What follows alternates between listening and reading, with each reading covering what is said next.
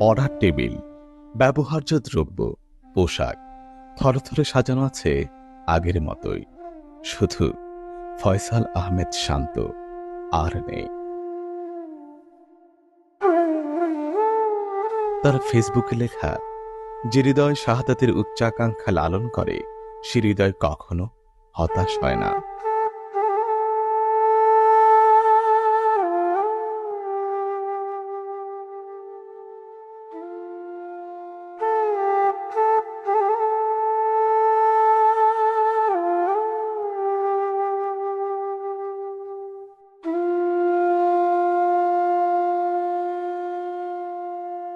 আমার অ্যাক্টিভ ছেলে,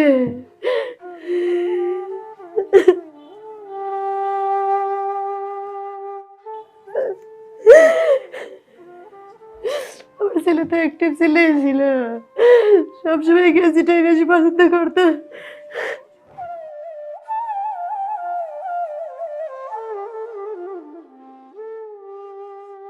শহীদ ফয়সাল আহমেদ শান্ত বরিশালের বাবুগঞ্জ উপজেলার রহমতপুর ইউনিয়নের মহিষাদী গ্রামে 23 মে 2005 সালে জন্মগ্রহণ করেন।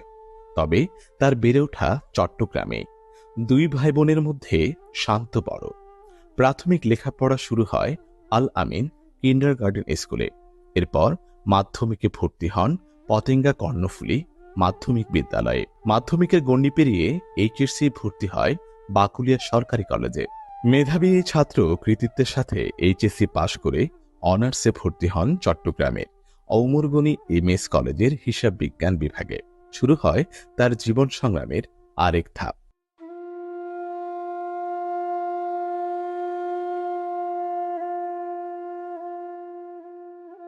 শান্তর বাবা জাকির হোসেন আগে চট্টগ্রামে জাহাজে চাকরি করলেও করোনাকালে তিনি বরিশালের রহমতপুরে ফার্নিচারের ব্যবসা শুরু করেন। এরপর থেকেই শান্ত, বৃষ্টি ও তাদের মা চট্টগ্রামে ভাড়া বাসায় থাকতেন। জাকির হোসেন থাকতেন বাবুগঞ্জে। আমি বরিশাল থাকতাম।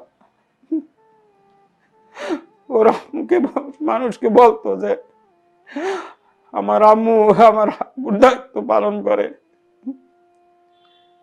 বাড়ি থেকে আইসা বলে যে আম্মু আমার আব্বুর অনেক কষ্ট হয়।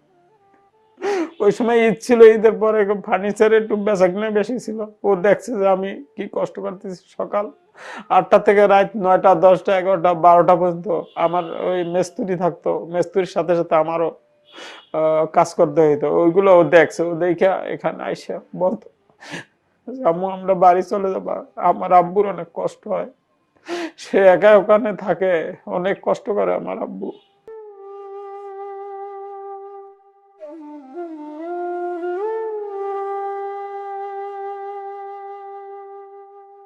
শান্তর মা ছেলেকে নিয়ে চট্টগ্রামে থাকত। অনেক কষ্ট করে ছেলে ও মেয়েকে লেখাপড়া করান তিনি। শান্তর মা বলেন, পড়াশোনার পাশাপাশি কয়েকটি টিউশনি করে শান্ত তার হাত খরচ চালাতো। আমার একটাই ছেলে, আশা ভরসা সবই ছিল ছেলেকে ঘিরে। 16 তারিখে আমি যখন স্কুল থেকে বের হয়েছি, ও টিউশনির থেকে আসতেছিল।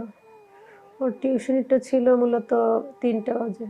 ওই আন্দোলনে আসবে যে, সেই জন্য ওই টিউশনিটা তাড়াতাড়ি গেছে আর কি, 2টার দিকে গেছে মনে হয়।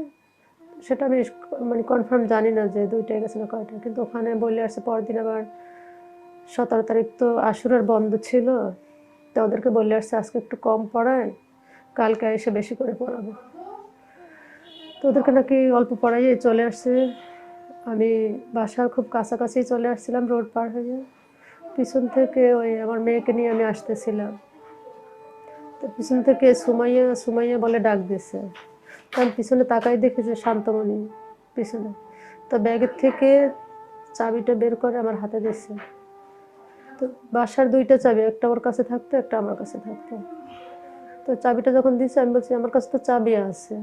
বলছে তারপরে নিয়ে যাও। হাসি হাসি ভাবে বলতেছে, মনে হয় কি নুরানি চেহারাটা, ওদের চেহারাটা আমার কাছে কেমন জানি লাগছে একদম। খুব হাসি খুশি ভাবে চাবিটা আমাকে দিয়ে, এখন আমি বলতেছি দেখতেছি ও কলেজ ব্যাগটা কাঁধে। আমি বলছি তুমি কোথায় যাচ্ছ? আচ্ছা আম্মু আমি একটু 2 নম্বর গেট যাচ্ছি। তখন আমি জানি না যেদিকে আন্দোলন হইতেছে বা এত পরিস্থিতি এত গরম। আমি ভাবছি হয়তো কোনো কাজে যাচ্ছে। তো আমি বাসায় চলে গেলাম। বাসায় গিয়ে আমি দুপুরে খাওয়া দাওয়া করছি। খাওয়া দাওয়া করার পর আমার কিছু টিউশনি ছিল, টিউশনিগুলো আমি শেষ করার পরে ওর সন্ধ্যা একটা টিউশনি ছিল, ওটা জিজ্ঞেস করছিলাম যে তোমার যে সন্ধ্যা টিউশনি আসছে তো ওটা পড়াবা কখন? বলছে আমি মাগরিবের মধ্যে চলে আসবো। পরে মাগরিবের খুব কাছাকাছি হয়ে আসছে, তখন মেয়েকে বললাম যে তোমার ভাইয়ের জন্য একটু নাস্তা রেডি করো, তোমার ভাইয়া চলে আসবে। তো মেয়ে নাস্তা রেডি করতেছিল, আমি বলি তোমার ভাইয়াকে একটু কল দাও। কল দিয়ে দেখতেছি যে মোবাইল বন্ধ। তখন আমি আর টেনশন করি না, ওর মোবাইল মাঝে মাঝে এরকম বন্ধ থাকতো, চার্জ না থাকলে মোবাইলটা বন্ধ হয়ে যেত। তখন তো আমি বুঝতে পারি না যে আমার এরকম সর্বনাশ হয়ে গেছে।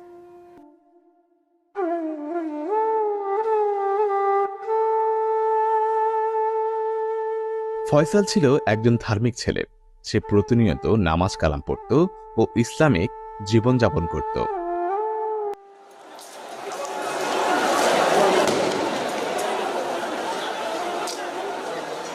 চাকরিতে প্রবেশের ক্ষেত্রে কোটা সংস্কার করার দাবি নিয়ে শুরু হওয়া আন্দোলন 16 জুলাই 2024-এও চলমান ছিল। কিন্তু সেদিন দুপুরে রংপুরের বেগম রোকেয়া বিশ্ববিদ্যালয়ের শিক্ষার্থী আবু সাইদ পুলিশের গুলিতে শহীদ হন। সেই খবর ছড়িয়ে পড়লে চট্টগ্রামের শিক্ষার্থীরাও রাস্তায় নেমে আসেন। শহীদ ফয়সাল আহমেদ শান্ত বাসায় থাকতে পারেনি। বাসা থেকে সবাই নিষেধ করছিল বের না হওয়ার জন্য। কিন্তু যার মনে শাহাদাতের আকাঙ্ক্ষা থাকে সে কি কখনো বাধা মানে? বাসায় টিউশনে যাওয়ার কথা বলে স্বজনদের বুঝ দিয়ে চলে যান চট্টগ্রাম নগরীর 16 শহর রেল স্টেশনের সমাবেশে।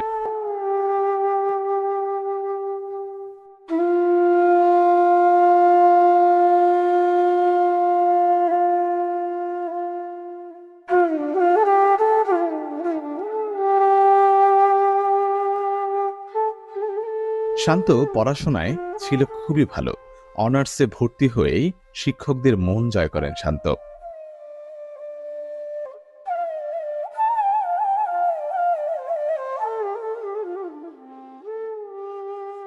অধিকার আদায় নিয়ে নিজেকে কখনো আপোস করেনি শান্ত। ফ্যাসিবাদ সরকারের সকল অনৈতিক কর্মকাণ্ড রুখে দিতে যোগ দেয় সেদিনের সেই আন্দোলনে।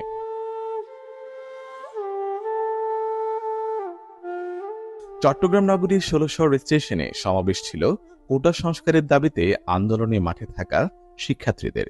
কিন্তু সেখানে যুবলীগ, সন্ত্রাসী হেলাল আকবর বাবর, নুরুল আজিম রনির নেতৃত্বে যুবলীগ, ছাত্রলীগের সশস্ত্র ক্যাডারদের অবস্থানের কারণে ছাত্ররা তাদের সমাবেশ মুরাদপুরে সরিয়ে নেয়।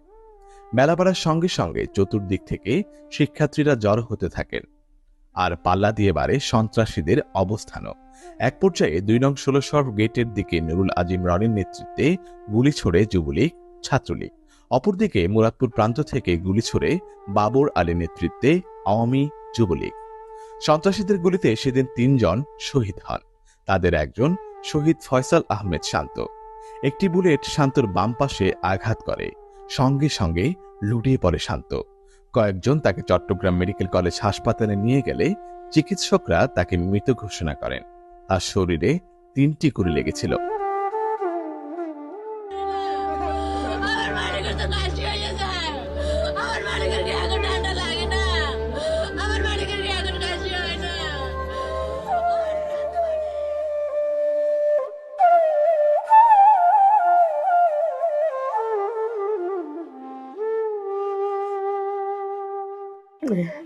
এগুলো আমি পছন্দ করে কিনে দিতাম। ওই এমন ছেলে ছিল, বেশি চাহিদা ছিল না, অল্প কিছু চাহিদা। তাও আমি যেটা পছন্দ করে কিনে দিতাম সেটাই। কিন্তু এটা ও যে কমার্স একাডেমিতে ছিল, সেখান থেকে গেজেটে দিয়েছিল।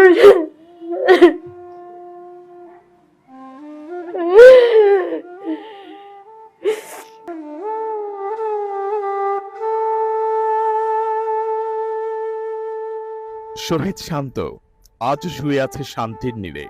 শান্ত আমাদের গর্ব। তার এই আত্মত্যাগ আমাদের সামনের দিকে এগিয়ে নিয়ে যাবে।